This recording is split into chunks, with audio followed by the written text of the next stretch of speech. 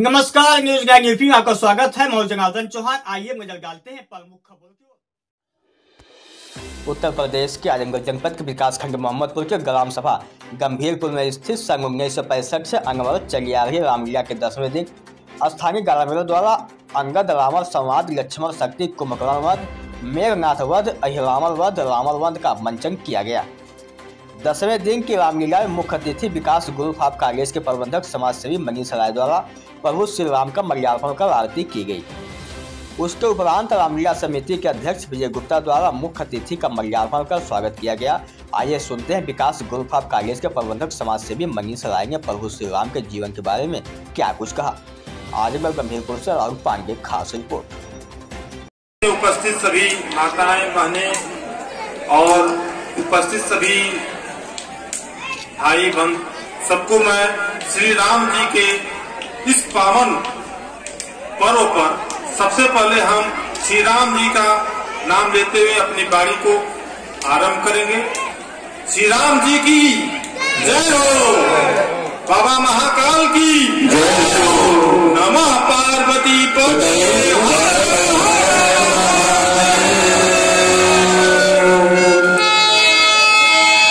इस गंभीरपुर की रामलीला समिति का मैं बहुत ऋणी रहूंगा और मैं जैसे ही प्रांगण में प्रवेश किया हूं, आज मुझको एक नई चीज दिखी है। मैं अध्यक्ष जी से कह रहा था कि 1965 का एक कार्यक्रम का आरंभ किया गया है। इस बीच में कितने लोग आए और चले गए, लेकिन ये परंपरा जिंदा है आज।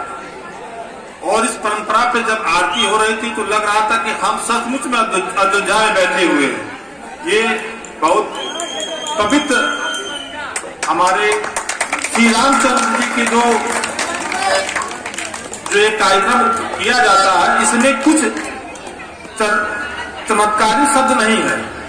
राम जी ऐसे थे कि जो हम आपके बीच में रहते हुए वो कार्य किए थे। वो बन भी गए थे और सारा काम उनका जो था वो एक निश्चित तौर पर जैसे इंसान का होता वो हम लोगों के बीच में देखते हैं।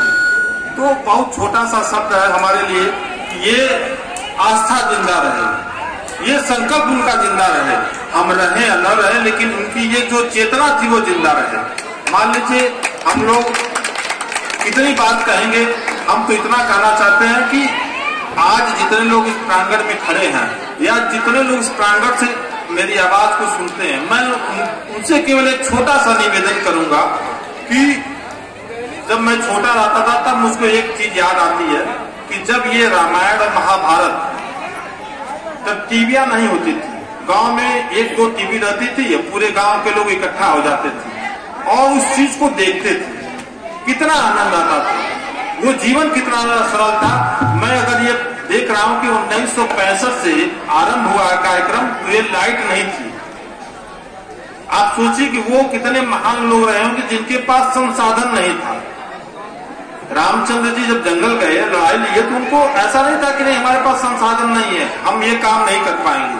केवल ये जिज्ञासा थी कि हम जो कर रहे हैं वो समाज में हित के लिए हमको करना है। उनकी पीड़ा थी, उनको ये था कि हमको ये करना है तो करना है। अगर हमारे अंदर साधना जग जाएगी तो ये संसाधन अपने आप तैयार हो जाएंगे। जितने लोग इस कार्यक्रम में लगे हुए हैं, सारे लोग किसी न किसी साध से यहाँ उपस्थित हुए हैं। कितने लोग अपने घर सो रहे हैं, उनसे भी हमारी ये विनम्र निवेदन है कि वो लोग हमारे जो श्री राम जी के, आप जानते हैं रावण जी और श्री राम जी में लड़ाई क्या हुई थी, एक विचारधारा की लड़ाई हुई थी। रावण बहुत ज्ञानी विद्वान थे। मैं तो उनके बारे में जब पढ़ता हूँ तो कभी कभी मुझको ये लगता है कि हम तो कुछ नहीं है। उनके पास इतना था कि जितने हमारे यहाँ ग्रह हैं, शनि देव जो है, सारे 9 ग्रहों को अपने पैर में सुला के रखते थे। उस ऐसे महान विद्वान को, और रावण जी के मैं बारे में जब ये पढ़ता हूँ कि रामचंद्र जी जब उनसे कहे कि नहीं हमारी जो पूजा है या अनुष्ठान है जो हम इस लड़ाई को संपन्न करने जा रहे हैं, उसमें एक ऐसे ब्राह्मण, एक विद्वान की जरूरत है जो हमें संकल्प दिला सके कि मैं इस लड़ाई को पूर्ण कर सकूं। इसमें रावण ने रामचंद्र जी से का संकल्प दिलवाया कि आप अच्छे काम के लिए जाइए और काम करिए, और उनको पूरी तरह से साहस दिलाया कि आप इसमें विजय हासिल करेंगे। रावण को मालूम था कि मेरा जिस दिन वध हो जाएगा, मैं उस दिन राम के हाथों उस दिन मैं स्वर्ग चला जाऊंगा। तो ये रामचंद्र जी के बारे में हमको पढ़ना चाहिए और उनकी विचारधाराओं पे चलना चाहिए। हम यहाँ रामायण और महाभारत की जो बात कर रहे हैं, हमें ये जीवन में ऐसी सीख मिलती है कि हम बड़े नहीं हैं, बड़े वो लोग हैं, हमारे खानदान के लोग बड़े हैं जो हमको इस आज मौका दिए हैं। तो हम रामचंद्र जी बन सकते हैं। हम रामचंद्र जी के बन तो नहीं सकते हैं, रामचंद्र जी के जो कर्म बताए हुए जो मार्गदर्शन है उस पर चल सकते हैं। बहुत छोटा सा विषय है कि हर घर कम से कम आप आधे घंटे, 1 घंटे, 2 घंटे तो रामायण के बारे में जानिए। क्या रामायण के बारे में? जिस दिन हमारी संस्कृति में रामायण आ जाएगा उस दिन हमारी संस्कृति का सारा रोग निकल के बाहर चला जाएगा। आप इस चीज को अंतर से निकालिए। काम करने का तो बहुत है कि हमने काम किया, काम नहीं हुआ, मंदिर में गए, मंदिर भगवान ने हमको आशीर्वाद नहीं दिए, वो अलग विषय है। आप मन से किसी काम करिए तो आपके घर भगवान चल के आ जाएंगे। हमारे भगवान में वो साहस है, वो शक्ति है, वो हमको बताए हैं कि आप ऐसे कर्म करिए। तो ये छोटा सा विषय है हम लोगों का कि हम लोग जितने दिन जीवन धरती पे रहें, प्रभु रामचंद्र के चरणों में अपना ये जो उनके बनाए गए पद चिन्ह हैं उन पे सदा सदा जीवन के लिए अर्पित रहे। यही मेरा आपसे निवेदन है।